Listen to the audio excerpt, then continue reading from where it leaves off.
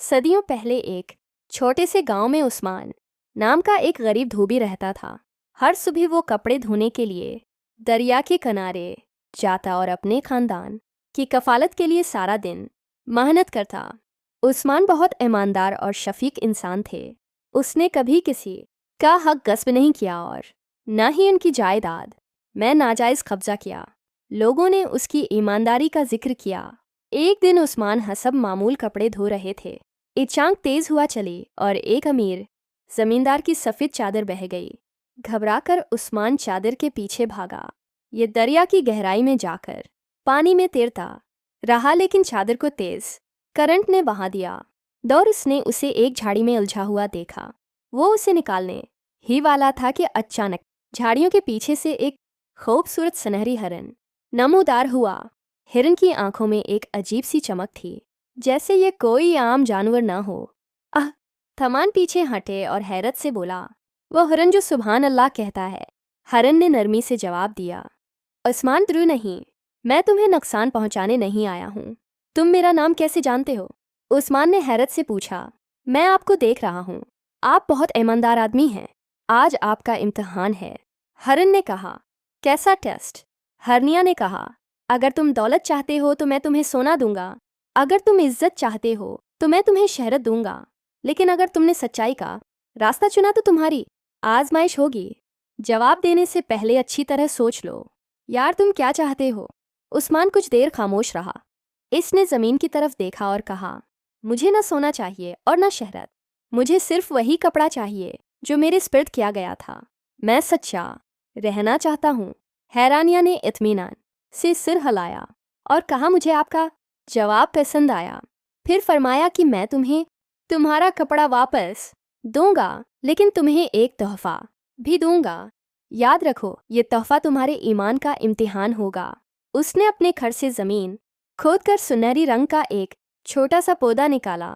آپ نے فرمایا، اسے اپنے گھر کے پیچھے لگاؤ، اسے روزانہ پانی پلاؤ، لیکن اس کا ایک پتا بھی کسی کو نہ دینا۔ یہ پودا تمہارا امتحان ہے، اگر تم لالچی ہو گئے تو یہ نعمت تم سے چھن جائے گی۔ عثمان نے پودے کو احترام سے اٹھایا اور ہمیشہ اس کی حفاظت کا وعدہ کیا۔ گھر پہنچ کر اس نے کہا کہ میں تمہیں تمہارا کپڑا واپس کر دوں گا۔ اس نے پودا صحن میں لگایا۔ دن گزرتے گئے اور آہستہ آہستہ بڑھتا گیا۔ چند ہی دنوں میں اس سے خوبصورت سنہری پتے نکلے جو سورج کی روشنی میں سونے کی طرح چمکتے تھے۔ پورا گاؤں حیران رہ گیا۔ لوگوں نے کہا کہ ایک غریب دھوبی نے سونے کا درخت گایا ہے۔ کچھ نے کہا کہ یہ خدا کی نعمت ہے، جبکہ دوسروں نے اسے جادو سمجھا۔ عثمان روزانہ درخت کو پانی پلاتا اور اللہ کا شکر ادا کرتا۔ وہ کسی کو درخت کے قریب نہیں جانے دیتا تھا، کیونکہ اسے ہر نہ یاد تھا۔ ایک دن ایک لالچی سپاہی وہاں سے گزرا۔ اس نے درخت کو دیکھا تو اس کی آنکھیں چمک اٹھیں۔ اس نے کہا، یہ درخت خزانہ لگتا ہے، اگر بادشاہ کو پتہ چل جائے تو مجھے انعام دیا جائے گا۔ سپاہی عثمان کے گھر آیا اور بڑے فخر سے اعلان کیا، میں بادشاہ کا سپاہی ہوں، یہ درخت اب شاہی خزانے کا ہے، آپ اسے ہمیں دے دیں۔ عثمان نے شائستگی سے جواب دیا، جناب، یہ درخت کسی خزانے سے نہیں آیا، یہ اللہ کا تحفہ ہے، اور میں وعدہ کرتا ہوں کہ اس کا کوئی پتہ کسی کو نہیں دوں گا۔ سپاہی نے غصے سے کہا، تو تم بادشاہ کے حکم کی نافرمانی کر رہے ہو، تم نافرمانی کرو گے۔ عثمان نے جواب دیا، میں کبھی کسی کی نافرمانی نہیں کرتا، لیکن میں حق کے خلاف نہیں جا سکتا۔ سپاہی نے دانت پیستے ہوئے کہا، تمہاری عزت تمہیں بہت مہنگی پڑے گی۔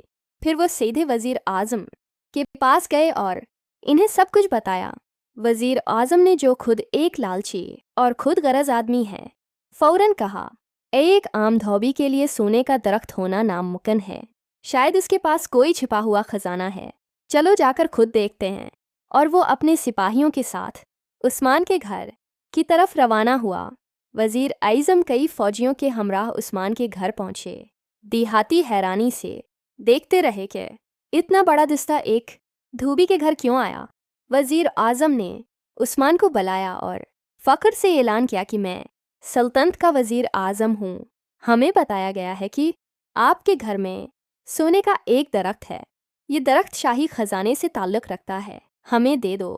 عثمان نے آہستہ سے جواب دیا، جناب یہ درخت خدا کا تحفہ ہے، میں نے وعدہ کیا ہے کہ میں اس کا کوئی پتہ کسی کو نہیں دوں گا، یہ میرے ایمان کا امتحان ہے۔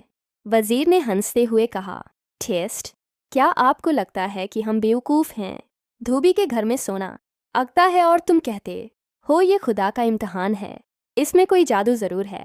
اس نے سپاہیوں کو حکم دیا، درخت کو جڑوں سے اکھاڑ پھینکو۔ سپاہی آگے بڑھے، لیکن جیسے ہی انہوں نے درخت کو چھوا تو درخت سے ایک چمکدار سنہری روشنی نکلی اور ایک گونجتی ہوئی آواز آئی، جو لالچی ہو جائے گا وہ تباہ ہو جائے گا۔ فوجی ڈر کے مارے پیچھے ہٹ گئے، وزیر ڈر گیا، لیکن اس کے دل میں لالچ مزید بڑھ گئی۔ وہ خود درخت کے قریب گیا اور کہا کہ یہ سب دھوکہ ہے، میں خود دیکھ لوں گا۔ اس نے درخت سے ایک پتا کاٹنے کی کوشش کی، جیسے ہی پتا ٹوٹا درخت کانپنے لگا، زمین ہل گئی اور وزیر کے ہاتھ میں موجود پتا راکھ ہو گیا۔ درخت کی چمک ماند پڑ گئی اور اس کے سارے پتے کالے ہونے لگے۔ میں نے وعدہ خلافی نہیں کی، پھر بھی میرا درخت اپنی روشنی کھو بیٹھا ہے۔ تبھی وہی سنہری ہرن دوبارہ نمودار ہوا۔ اس نے کہا، غم نہ کرو عثمان، یہ آپ کا قصور نہیں ہے، آپ نے اپنے اعتماد کی حفاظت کی۔ درخت نے صرف اپنی روشنی کو ظالموں سے چھپا رکھا ہے۔ پھر اس نے وزیر کی طرف دیکھا اور کہا، اور لالچی آدمی، تم نے خدا کے فضل کو غصب کرنے کی کوشش کی، او بھی تمہارے اصلی رنگ سب پر ظاہر ہو جائیں گے۔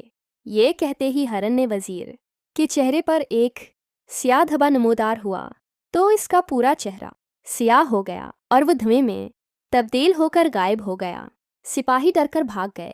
عثمان سجدہ میں گر گیا اور اللہ کا شکر ادا کیا۔ کچھ دنوں بعد بادشاہ کو یہ جملہ معلوم ہوا۔ بادشاہ نے عثمان کو بلایا اور میں نے سچ کہا۔ میں نے عثمان کو بلوایا اور درخت کے درمیان سچائی کا اظہار کیا۔ چھوٹ، ہمیں آپ جیسے ایماندار آدمی کی ضرورت ہے، میں آپ کو شاہی معتمد مقرر کرتا ہوں۔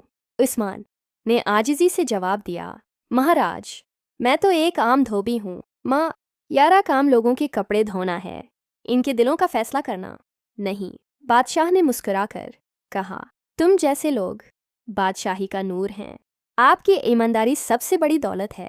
اس دن سے سارے گاؤں میں عثمان کی مثال دی گئی۔